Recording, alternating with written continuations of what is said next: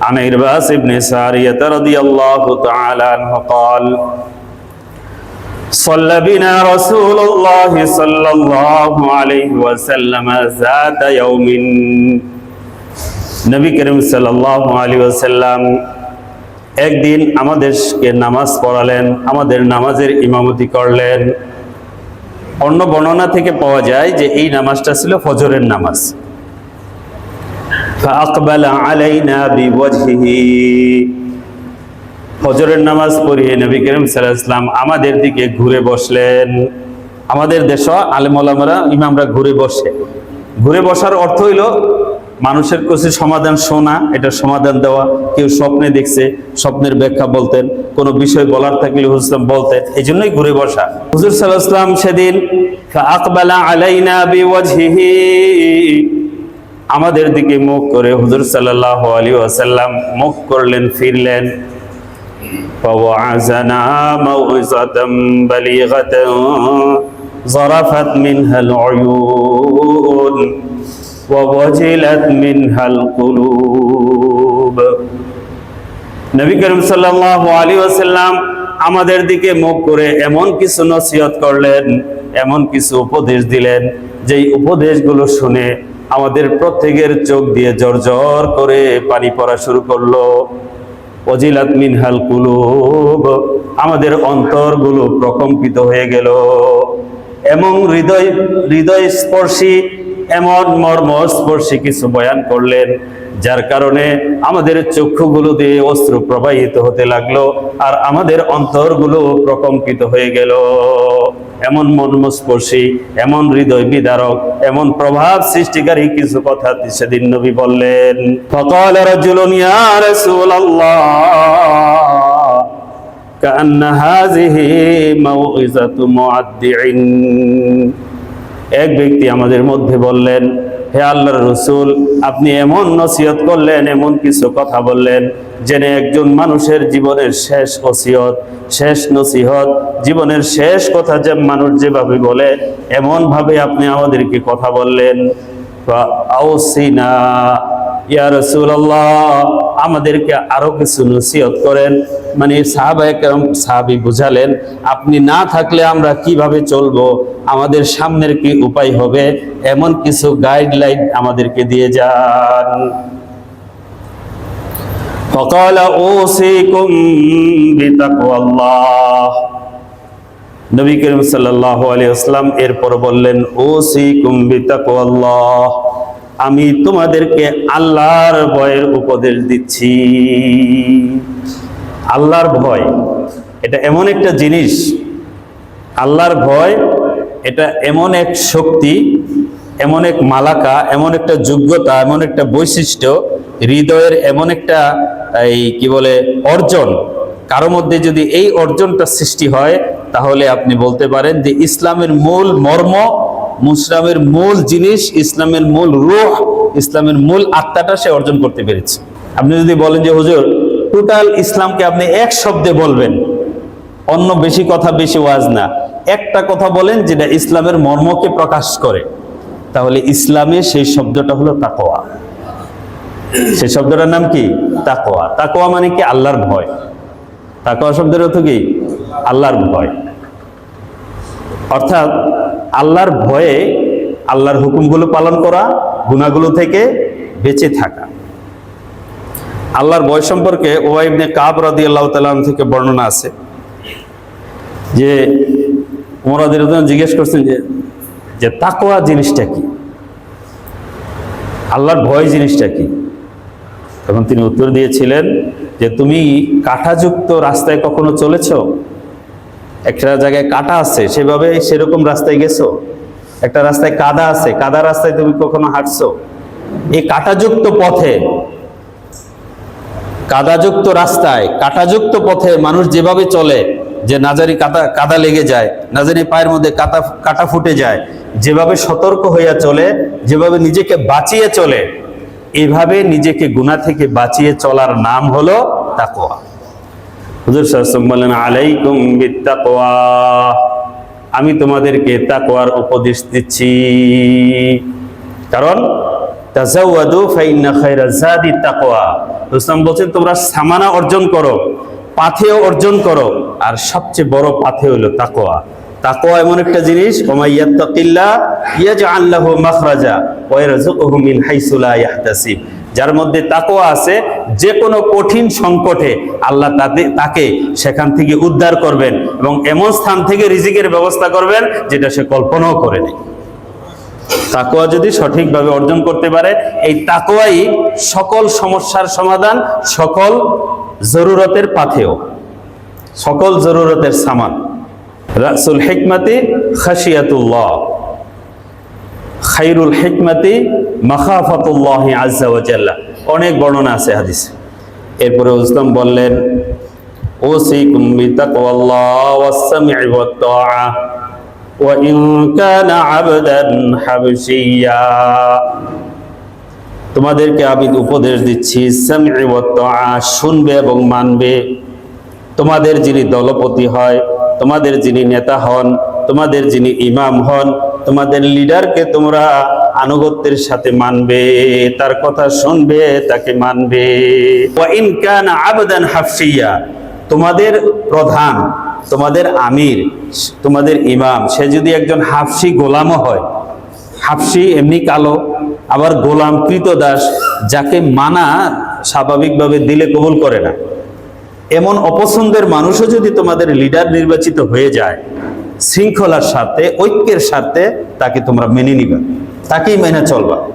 ওয়া ইন কানা আবদান হাফসিয়া, হাফসি গোলামও তোমাদের নেতা হলে তাকেও তোমরা মানবে, বিশৃঙ্খলা বিবাদ করবে না।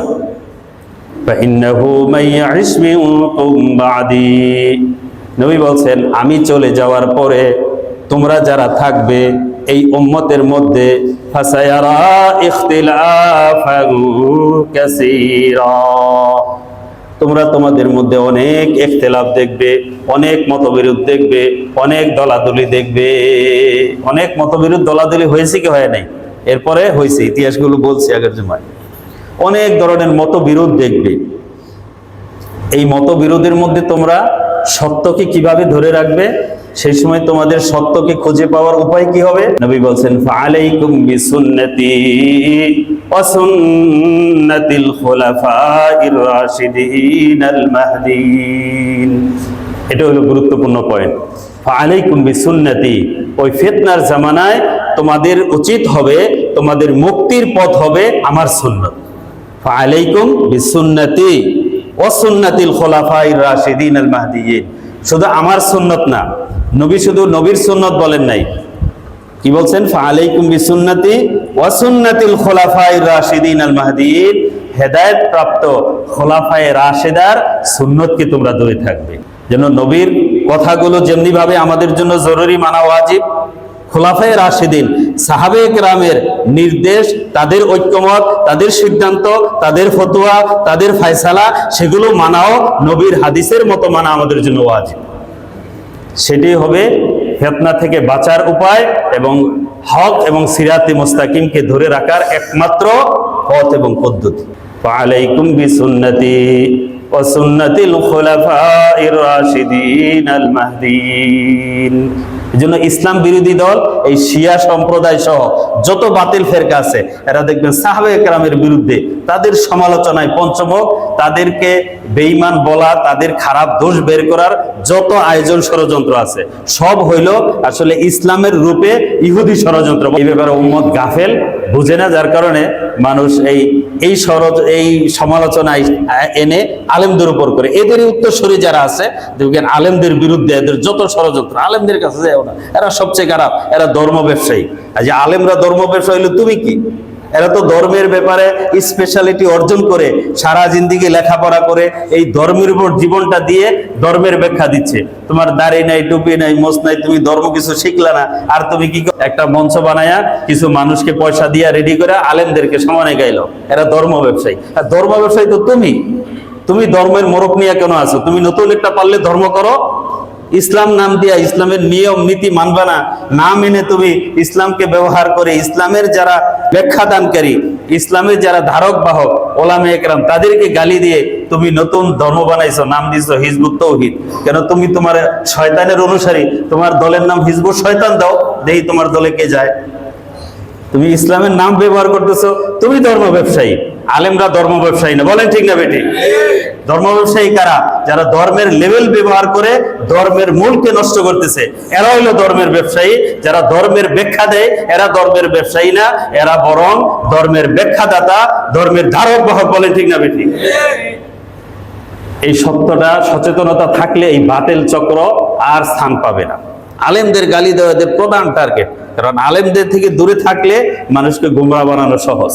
এই হিজবুত তৌহিদ একটা আছে, এটা নাকি উত্তরা জায়গা নিচে কোন জায়গায় সেলিম, এই এই ধর্মের ব্যাখ্যা বলেন। শুনেন, আসলে মানুষের মধ্যেও এই ধরনের একটা মডারেট চিন্তার লোক তৈরি হয়েছে যে হুজুর এতটা কঠিন ইসলাম বলে, পর্দা করতে হইব, সুদ খাওয়া যাবে না, ঘুষ খাওয়া যাবে না, ইসলামের নিয়ম করে এইভাবে মানতে হবে।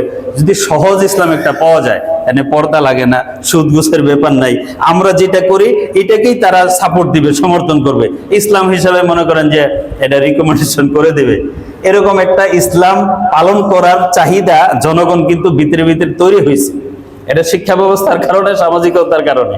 এই জায়গাটা, এই শূন্য জায়গাটা এই শয়তানটা নেই, যে এরকম চাহিদার লোক তো তৈরি হয়েছে, যাও তোমাদের পর্দা করা লাগবে না, হালাল হারাম মানা লাগবে না, তোমরা নামাজ যতটুকু পড়লেই হবে, ব্যাস এই আমার দল করো, আমি তোমাদেরকে ইসলাম বলে সার্টিফিকেট দিয়ে দিব, জান্নাতে চলে যাবে। সবাই চিন্তা করছে যে এরকম যদি সহজ সুযোগ পাওয়া যায় তাহলে কঠিন দিকে যাওয়া দরকার কি, আমরা সহজের রাস্তায় নেই। এই সুযোগটা তারা নেই, বলেন ঠিক না ঠিক? আর যত বিদেশি গোয়েন্দা সংস্থা আছে, ইসলামের মধ্যে ভিন্ন মত কেউ যদি তৈরি করতে পারে, তারে দেখবেন তেল রসদ দেওয়ার লোকের অভাব নাই, গোয়েন্দা সংস্থার অভাব নাই, টাকার অভাব নাই, বলেন ঠিক না ঠিক? কিছুদিন এই দেশে ইসলামের বিরুদ্ধে বইলা লেখা তারা ইউরোপ আমেরিকায় ভিসা পেয়ে যায় সহজে, এই দেশে গিয়া তারপরে ঠিকানা হলে আরামসে থাকে। এই ইউরোপ আমেরিকার সহজে ভিসা পাওয়ার জন্য ইসলামের বিরুদ্ধে বলা লেখা যদি তার থাকে, এই ব্যাপারে যদি ইনফ্লুয়েন্সার হইতে পারে, যে ইসলামের বিরুদ্ধে বলে বক্তব্য দেয়, তাইলে মনে করেন যে পশ্চিমা দেশে তার মাল্টিপল ভিসা সে পেয়ে যাবে, অটো সে যেতে পারবে, আসতে পারবে। তো ইসলাম বিরোধিতা তাদের আপন হওয়ার জন্য এটা বড় একটা এলিমেন্ট, বড় একটা উপাদান, এই জন্য এগুলা করে। তা আমাদের সাধারণ মুসলমান অনেক সময় বিভ্রান্ত হয়ে যায়। হুজুর সাল্লাল্লাহু আলাইহি ওয়াসাল্লাম বলছেন, ওই ফিতনার জামানায় তোমরা আমার সুন্নতকে ধরে থাকবে, আমার সুন্নত হলো বাঁচার একমাত্র উপায়। ফাআলাইকুম বিসুন্নতি ওয়া সুন্নাতিল খুলাফাইর রাশিদিনাল মাহদিয়িন ওয়া আদু আলাইহা বিন নওয়াজিজ। আরেকটা কথা হুজুর সাল্লাল্লাহু বলেছেন, খুবই গুরুত্বপূর্ণ, তোমরা এই ফিতনার সময় আমার সুন্নতকে, আমার খোলাফায়ে রাশিদিনের সুন্নতকে তোমার চোয়ালের দাঁত দিয়ে কামড়ে ধরে থাকবে। অনেক সময় মানুষ বলে না, যাকে দাঁতে কামড় দিয়া লাইগা থাকো, দাঁতে কামড় দিয়া মানে কি, ছুটে যাওয়ার কঠিন চাপ আসবে, রাখতে পারবা না এমন একটা অবস্থা তৈরি হবে, ওই সময় দাঁতে কামড় দিয়ে ধরে থাকবা। দাঁতে কামড় দিয়ে থাকা মানে কি, একবারে জীবন যায় মতো সংকট তৈরি হলেও আমার সুন্নত আর আমার সাহাবে ইকরামের সুন্নতকে তোমরা পরিত্যাগ করো না। যোগের চাহিদা দিয়া, মানে সময়ের প্রেক্ষিতে এখন এত সব পারা যায় না, হুজুর এই সব হাদিস কি মাইনা পারা যাবে নাকি, এত হাদিস কয়েন না সে হুজুর বলে, কি বলে না হুজুর এত হাদিস কয়েন না, সব জায়গায় সব হাদিস চলে না। এখন এটা যদি বলে, আপনি যদি, তোমরা যদি আমার সুন্নতকে ছেড়ে দাও, দাঁতে কামড় দিয়ে ধরে না থাকো, ফিতনার জামানায় টিকতে পারবা না। ফিতনার জামানায় তোমরা তোমাদের ইসলামকে ধরে রাখতে পারবা না। ওই সময় দাঁতে কামড় দিয়ে হলেও আমার সুন্নত আর আমার খোলাফায়ে রাশিদিনের সুন্নতকে ধরে থাকবে, তবেই তুমি মুক্তির এবং নাজাতের পথ খুঁজে পাবে এবং হেদায়েতের পথে সিরাতে মুস্তাকিমের উপর টিকতে পারবে। আরেকটা জিনিস হুজুর বলেছেন, ওয়া ইয়াকুম ওয়া মুহদাসাতিল উমুর। ইসলামের নামে নতুন দল, নতুন ফেরকা, নতুন গোষ্ঠী অনেক তৈরি হবে, নতুন জিনিস থেকে তোমরা বেঁচে থাকবে, কুরআনের মধ্যে থাকবে, নতুনের মধ্যে যাবে না। আমি এবং আমার সাহাবা একরাম যা করে গেছি, এটাই হেদায়েত, এটাই সিরাতে মুস্তাকিম, এটাই নাজাত প্রাপ্ত দল, এই পথের মধ্যে তোমরা কিয়ামত পর্যন্ত টিকে থাকবে, নতুন সৃষ্টির পথে যেও না। ওয়া ইয়াকুম ওয়া মুহদাসাতিল উমুর। নতুন সৃষ্টি করা মানে কি? নতুন সৃষ্টি করা তার মানে আল্লাহ এবং আল্লাহর নবী ইসলামকে কমপ্লিট করে যেতে পারেন নাই, অথচ আল্লাহ বলছে আলিয়াউমা আকমালতু লাকুম দীনাকুম, দিনকে পূর্ণ করে গেছে। দিনের মধ্যে গবেষণা করে নতুন সৃষ্টি করার, নতুন মডারেট ইসলাম তৈরি করার দরকার আছে। এক শ্রেণীর এরকম শিক্ষিত নামধারী বেরিয়েছে, যারা ইঞ্জিনিয়ার, যারা প্রফেসর, যে এরা এই জাতীয় লোকগুলো নতুন নতুন ব্যাখ্যা সৃষ্টি করে। এই ব্যাখ্যা তোমরা গ্রহণ করো না, আমি যেই ব্যাখ্যা দিয়ে গেছি ওই ব্যাখ্যাটাই নিও। ওয়া ইয়াকুম ওয়া মুহদাসাতিল উমুর, বেদাত সম্পর্কে আরেকদিন আলাদা আলোচনা করব ইনশাআল্লাহ।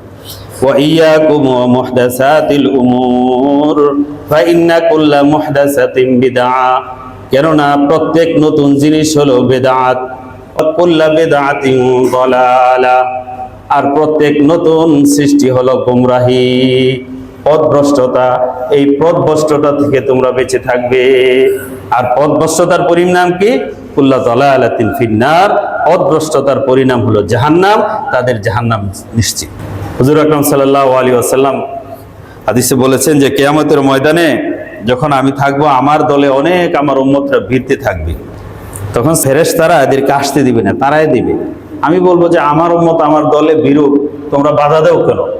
ফেরেশতারা বলবে, নবী আপনি জানেন না, আপনার দিনের মধ্যে আপনি চলে যাওয়ার পরে তারা কত ধরনের বিকৃতি ঘটাইছে। হুজুর বলবে সোহকান সোহকান লিমান গাইয়ারা মিন বাদি, আমার পরে আমার দিনের মধ্যে যারা বিকৃত করেছো, নতুন সৃষ্টি করেছো, তোমরা তোমাদের বিজ্ঞান আর গবেষণা দিয়ে নতুন ইসলামের মধ্যে সংযোজন করে ইসলাম বলে চালিয়ে দিয়েছো, তোমরা আমার জামাত থেকে দূরে হয়ে যাও, আমার এখানে কোনো স্থান নাই। ফিতনার জামানায় সুন্নতকে ধরে থাকা, সুন্নতের উপর টিকে থাকা, এটাই মুক্তির পথ। এবং ফিতনার জামানায় সুন্নতের উপর টিকে থাকা, হুজুর সাল্লাল্লাহু আলাইহি ওয়াসাল্লাম বলছেন 100 শহীদের সওয়াব। মান তামাসসাকা বিসুন্নতি ইনদা ফাসাদি উম্মতি ফালাহু আজরু মিআতি শাহীদ, যে ব্যক্তি ফিতনার জামানায় আমার সুন্নতকে ধরে থাকবে, সে 100 শহীদের সওয়াব পাবে। শহীদরা কি করে? নিজের জীবন গলা কাটায় দিয়া ইসলামকে প্রতিষ্ঠা করে। তো তারাও শত প্রতিকূলতা, সমাজের প্রতিকূলতা, পরিবেশের প্রতিকূলতা সবকিছু মোকাবেলা করে আমার দিনকে ধরে রেখেছে। সেজন্য প্রতি মুহূর্তে নিজের ইজ্জত, সম্মান সবকিছুর গলাকে কেটে দিয়ে আমার ইসলামের জন্য সে নিজেকে উৎসর্গ করেছে। এই জন্য সে প্রতি মুহূর্তে এই শহীদের সওয়াব পেতে থাকবে। আল্লাহ পাক আমাদের দিনের উপর অবিচল থাকার তৌফিক দেন, বলেন আমিন। তো ফিতনা যারা করে, দল যারা করে, ইসলামের মধ্যে বিভক্তি যারা করে, তাদের বড় পরিচয় জানবেন, তারা সাহাবী বিদ্বেষী, তারা আলিম বিদ্বেষী। তাদের টার্গেট সাহাবায়ে কেরাম, তাদের টার্গেট উলামায়ে কেরাম। কারণ মানুষকে যদি এই সাহাবা আর আলেমদের কাছে আসতে দেয়, তাহলে মানুষকে গুমরা করা আর যাবে না। এদের থেকে দূরে রাখলেই মানুষকে কি করা যাবে? এই গুমরাহির জালে ফেলা যাবে। কারণ এই জন্য হুজুর বলছেন, হকপন্থী জামাত হবে যারা ঐক্যবদ্ধ থাকবে, জামাতের সাথে থাকবে। ফাআলাইকুম বিল জামাআ, তোমাদের ঐক্যবদ্ধ থাকা উচিত। ঐক্যবদ্ধতার মধ্যে হলো হেদায়েত। ইয়াদুল্লাহি আলাল জামাআ, হুজুর বলছেন আল্লাহর হাত জামাতের উপর আছে। এই জন্য আমাদের পরিচয় কি? আহলুস সুন্নাতি ওয়াল জামাআ। মনে রাখবেন, আমরা কোন পন্থী? আমরা শিয়া, বাহাই, অন্য ফেরকার লোক? আমাদের পরিচয় কি? আহলুস সুন্নাতি ওয়াল জামাআ। আমরা সুন্নতের অনুসারী এবং জামাআতে সাহাবার অনুসারী। এই জন্য আমাদের পরিচয়, আমাদের ডক্ট্রিন, আমাদের মতবাদ, আমাদের মতাদর্শ হলো আহলুস সুন্নাতি ওয়াল জামাআ। আমরা সুন্নতের অনুসারী এবং জামাআতে সাহাবার অনুসারী। সাহাবী বিদ্বেষী না, সাহাবাদেরকে গালি দেওয়ার মতাদর্শের না, সাহাবাদেরকে মান্যকারী এবং নবীর সুন্নতের অনুসারী। এজন্য আমাদের পরিচয় আহলুস সুন্নাতি ওয়াল জামাআ।